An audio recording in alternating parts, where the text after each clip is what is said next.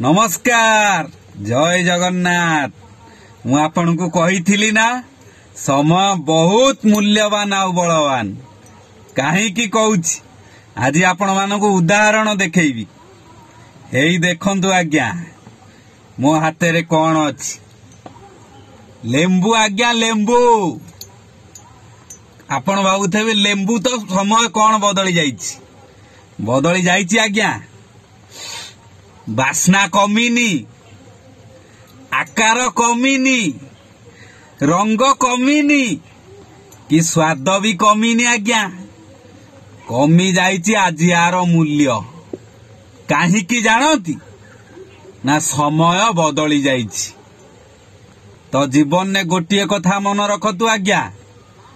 आपण जेते कलर साड़ी पिंधंतु, जेते सुंदर कपड़ा पिंधंतु, जेते सजबाज हुअन्तु, जेते भल कथा कहतु, जेते भल कार्य करंतु, जदि आपणकर समय ठीक नाही ना आज्ञा लोक आपण को मूल्य टंकाटार भी कई पचारिबे नाही।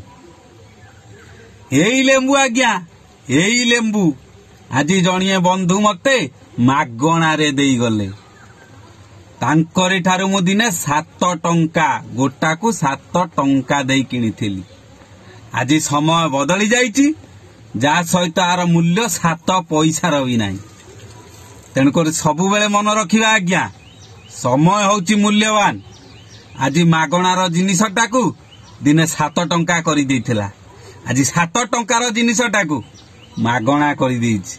स्वाद कमीनी, रंग कमीनी, आकार कमीनी, ओजन कमीनी, सबु सेया अछि आज्ञा।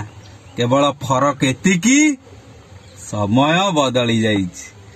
तो महाप्रभु जगतर नाथ जगन्नाथ को आशीर्वाद आज्ञा समय को सजाड़िबा को चेष्टा करंतु। जदि समय पळौछि, समय आपण को साथ छाड़ी दउछि ना तो 7 टंकार जिंस 7 पैसार भी मूल्य रहिबनी। बुझिबा लोक ठीक बुझिबे। जय जगन्नाथ।